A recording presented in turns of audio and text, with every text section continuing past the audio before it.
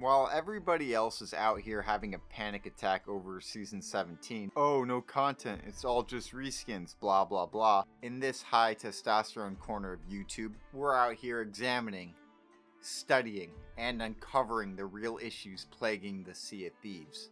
Ladies and gentlemen, today we will be discussing the luscious, emotional, heart-throbbing Blunderbuss.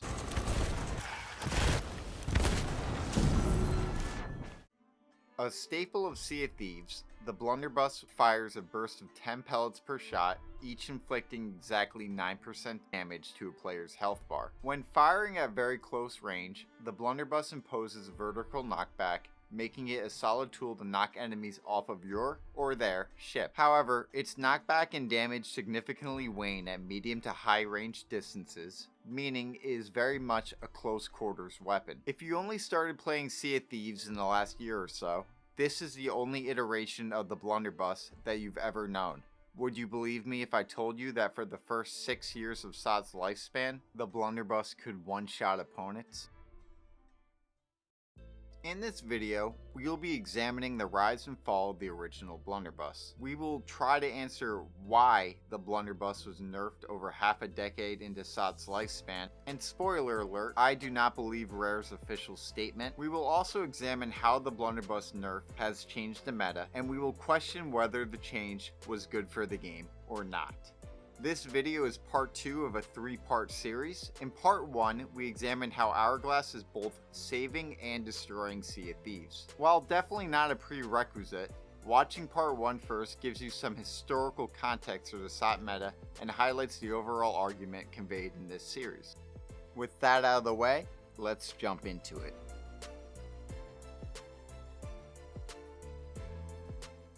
Our journey begins back during the Pleistocene epic, 2018. Back in the day, Sea of Thieves had no fancy-pantsy throwing butter knife or that Tobey Maguire looking harpoon gun.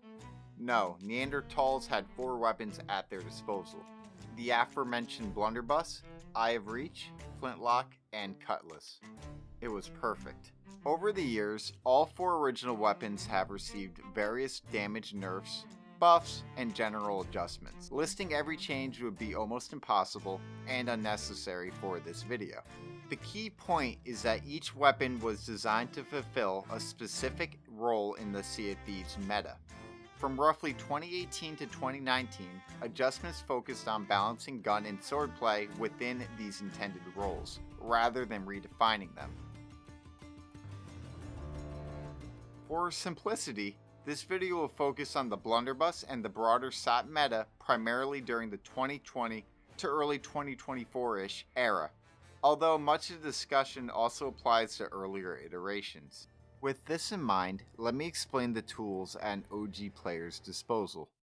The Cutlass, a close-range weapon, deals 25% damage with each slash. Charge it up for a regular, short, and/or jumping lunge to do increased damage and knockback. You can block and you can strafe. Simple to use weapon with terrifying mobility. Then you have the Eye of Reach. It deals 70 damage per shot. With its extended range, the gun is great to use during naval combat, and if you quickscope, the weapon is equally as capable in close range scenarios. Next, we have the Flintlock. It deals 55 damage per shot, has the fastest reload speed, and is incredibly accurate even when firing from the hip. Solid, well-rounded weapon. Finally, we have the Blunderbuss. Unlike today, the Blunderbuss dealt 10 damage per shot, meaning if you landed each pellet, the Blunder inflicted a whopping 100% damage, instantly downing your opponent. Akin to today, the old Blunderbuss's accuracy decreased at mid and long ranges, albeit to a much lesser extent. Its knockback was far less invasive too, meaning a shot of a Blunderbuss could easily be followed up with by a sword swipe, and those on the receiving end of the Blunder were also less likely to be yeeted off of a ship. With these 4 weapons, players sported different weapon combos dependent on ship role and personal preference. Let's briefly go over them. First, we will talk about the combo I actually rocked back in the day. Cutlass Sniper. With the Cutlass significantly buffing a player's mobility, one can rush down opponents, go for crazy board plays with the sword lunge, all while still being able to apply long distance pressure through the eye of reach. A quick scope followed by a sword strafe into a sword swipe was a deadly combo that is still very popular in 2025. There is also the Blunderbuss and Sword Kit, a weapon combo that has not really seen much in 2025 for reasons we will discuss more in detail later. I like to call this combo the Brawler or Rushdown Kit. What you lost in range, you made up for in close quarters combat. As I just mentioned, the Blunderbuss had far less knockback at close range, and you could usually hit at least half of its pellets per shot at medium distances. Meaning, with this combo, you could pressure your enemy with a blunder shot at mid-range and follow it up with a few sword swipes. Or, you could run straight up to your opponent, hit them with a hard blunder, and if that did not get the job done, execute them with your handy Cutlass. Bait out a double gunner's one-shot, while they reload, rush them down. I love this combo. So much fun. Quick note, Microsoft Thanos snapped everyone's Xbox clips back in 2024. While Bill Gates made it seem like he was only removing clips from the Xbox network, he deleted local saves as well. Unfortunately, I lost 99% of my clips. However, I do have a single clip of me using this combo from literally the first week of HG back in 2022. Bro, what the? You stupid. Next, there are the double gunner combos. While you lose a significant amount of mobility without a sword, 2, sometimes 1, well-placed shot was all that you needed to end an engagement. The most popular double gun set was the Blunder Sniper. With the Blunder, you can cover close to medium range, and if all your pellets did not land, finish the player off with a quick scope. To describe this combo in one word, deadly. Less popular, albeit still great, was the Pistol Sniper combo. While you did not have the same power as a Blunderbuss in close range, you make up for it with mid to long range dominance. When you're losing a naval battle, switching to this combo mid-fight, 2-tapping your enemy's cannoneer could easily turn the tide of war. Sniper Pistol simply extends your reach and pressure like no other kit in the meta. Also excels in island combat. 2 less popular combos were the Flintlock Cutlass and the Flintlock Blunderbuss kits. You definitely saw more of the pistol sword as opposed to the latter. A fast hipfire shot followed by a Cutlass is a clean strategy. More niche, the pistol shoddy combo was absolutely viable in the 2020 to 2024 SOT meta. Again, the Blunderbuss could hit at medium range, followed up by a pistol shot, and perhaps even a Blunderbomb would kill. While not as popular, it's a shame this combo is effectively dead post Blunderbuss nerf. If you used to sport pistol blunder or still do, let me know how it is or was down in the comments. Such a shame. Now, let's look at the old Blunderbuss in the context of smaller crews. Picture this, you're running duo sloop with your boy finishing a veil. You've been grinding for hours. You've almost completed the quest when you spot a galley on the horizon. Thinking you have time and wanting to earn a bag, you opt to push on. However, the galley crew has wind and your estimations were wrong. The enemy knows if they can pin your ship down, you will sink. So what do? Well, they spam shoot boarders. Now you have 3 dudes climbing up your ladder. Prepared for this, you've already switched loadouts and have your Blunderbuss ready. Now, these dudes are decent, but still inexperienced, so they immediately climb up. What do? You punish scrubby behavior by easily one-tapping each opponent as they poke up. Now with the boarders eliminated, you can reset your boat for naval combat or opt to retreat. Let me ask you this, if this scenario occurred in 2025, would you be able to always stop the enemy from boarding like bots up your ladders?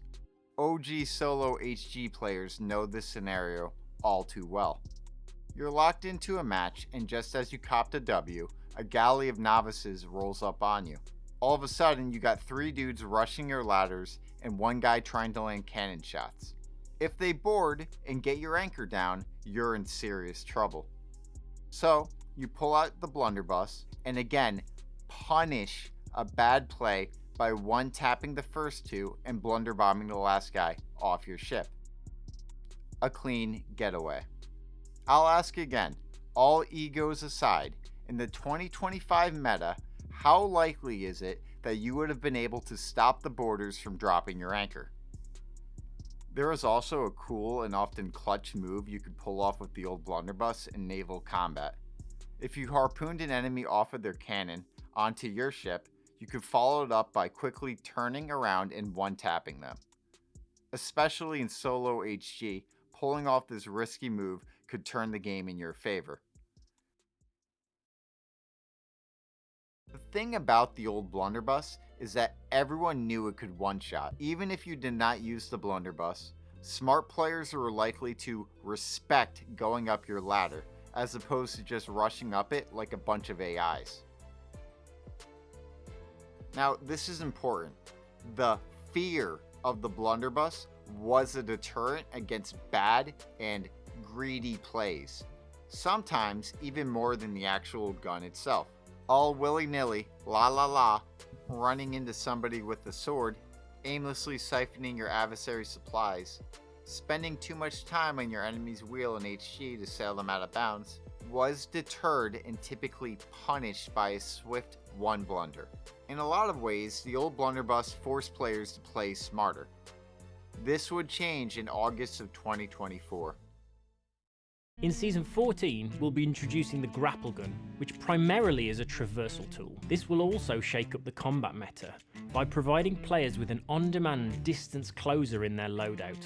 Knowing the combat meta as it stands, we're going to be making some changes on the way to Season 14 to ensure we're ready for this new tool arriving. The biggest change here is that we're going to be redefining the role of the blunderbuss into the dependable anti-boarding weapon. Its spread pattern will now be widened in hipfire and in aim-down sights, improving effectiveness in close range while reducing its mid and long-range power. With this new identity as a reliable anti-boarding weapon, the blunderbuss will now lose its ability to perform a one-hit kill on a full health player. So, why did Rare radically change the blunder 6 years into SOT's life cycle? As you just heard, the official statement is that the nerf was implemented for balancing reasons around the harpoon gun. There's a lot of misconceptions around this, so let me make it clear. At the time, Rare never argued the blunderbuss was broken in the established meta. Anyway, if the official explanation is assumed to be true, then Rare feared easy and sudden boards via the harpoon gun in combination with the old blunder would be a broken and unfair playstyle. That doesn't make sense to me. If somebody's non-stop Spider-Manning onto the side of your boat, wouldn't one-tapping them as they come up your ladder punish this behavior? To me, it seems like the old blunder would have been the perfect balancing tool against harpoon spammers.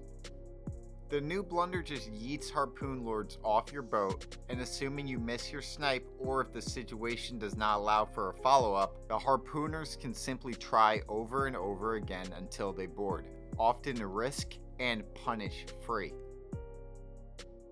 The new blunder seems to almost endorse this sort of playstyle. Look, even if the harpoon gun did partially influence Rare's decision to nerf the blunder, I do not believe it is the whole story. As I'm sure you know, the NDA for insiders has been lifted. The Sea of Thieves website even confirms that players can openly discuss features from before the NDA lift, regardless of whether they made it into the final game or not. So let's go down a rabbit hole. FYI, I won't be sharing any screenshots or official statements made by Rare via the Insiders program from the pre-NDA lift era.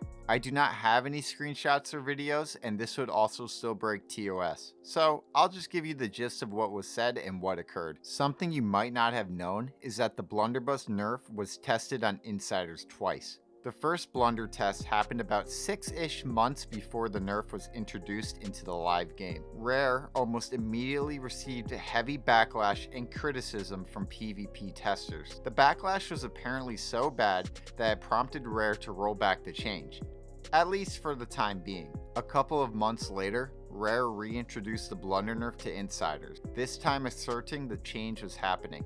And you know the rest of the story. Or do you? About a month after the shoddy nerf was introduced, Rare began testing a new nerf for another established weapon, the Eye of Reach. The proposed nerf made it so you could not shoot the Eye of Reach for about a second after scoping in, effectively removing quickscoping from the game. I tested the change myself, and I can attest it was horrible. Most insiders shared my opinion as people began leaking the change on X. The backlash was so bad that Rare issued a statement. They basically said players should not be leaking insider information to the general public. This statement just added fuel to the fire, and the backlash on X continued to spread. A couple of days later, Rare issued another statement. Basically said they should not have tried to introduce a sniper nerf so close to the blunder one, and are rolling back these changes, at least for the time being. I don't know about you, but I've never played an FPS styled game where you couldn't quickscope. It was a bizarre proposal that will hopefully never see the light of day. I hope you brought your tinfoil hat. I'm convinced the Blunderbuss was nerfed and the Eye of Reach was almost nerfed just to kill double gunning. The harpoon gun was simply a scapegoat. After Rare received backlash from the first blunder nerf test on insiders, they pulled a PR move and began advertising the shoddy nerf as a quote-unquote rework to minimize public outcry. However, they flew too close to the sun when they tried nerfing the Eye of Reach. But why nerf double gunning anyway, especially this late in the game? Well, if you watched my first video, you know my opinion on the SOP meta and how a certain pool of players are too good at the game because of Arena and HG. And you also know my proposed solutions for fixing the problem. But to paraphrase, because PvP players utterly destroy the novice branch of the SOC community in high seas, new players do not typically stick around, in turn harming SOC's growth and revenue. So I'll ask you this, was the Blunderbuss and double gunning too good in the game? Or did a certain group of players become too good at the game? Of course, it's just a theory. I'm not going to stand here all smug and pompous and start lying to you. The old Blunderbuss was not perfect, mainly because of hit reg and sometimes questionable one-taps. If you're against the old Blunderbuss because of issues related to game stability, I mean, fair enough, more power to you. Although, if your gripe is more with the game and not the intended meta of the game, I hope you will at least consider my argument. Another issue with the old blunder was spawn camping. Returning to your ship from the Ferry of the Dam just to be instantly one blundered and sent back to heaven was frustrating. However, I do believe if we put our heads together, we could find better solutions. Here are my two ideas. Of course, in this hypothetical, they would have to be vigorously tested by insiders. If you're killed within something like, let's say, half a second after respawning twice in a row, the game invokes a sort of failsafe that gives you a 1 second of visible intangibility. Or another option is some sort of mechanic that allows the game to spawn you on the opposite side of the ship, away from other players after returning from an insta-death. These are just a couple of ideas. The last criticism of the old blunder that I can think of is that some people just find one-taps to be unfair. I really don't have a response. If you're in that camp, I think we just have two different views on the matter and on the SOP meta in general. After I figured out how one blundering worked back in the day, I genuinely never got one-tapped unless I deserved it for playing too greedy, so I don't really know. Anyway, if we disagree on this part of the issue, that's okay, it's all love. For all games in general, I am opposed to gutting tools in an established meta that fit an intended niche, especially half a decade into a game's lifespan. I am, however, an advocate for buffing weaker tools to level the playing field. I'm pro-buff and anti-nerf. We should talk more about buffing guns like the flintlock or double barrel, modifying the sword, etc. At the same time, I have no problem with slight modifications and nerfs to strong tools as metas evolve. But I am opposed to radical changes, especially when they directly harm the overall sandbox. I really think it's a shame that the sword blunder rushdown combo is mostly dead because of the blunder's new knockback. And I'm also saddened the flintlock blunder combo cannot be explored more and pushed to new limits because of the new blunder's lack of range. It's also disappointing we can't change weapon loadouts on other players' ships anymore. The nerf to the Blunderbuss effectively put new limitations on an open world sandbox.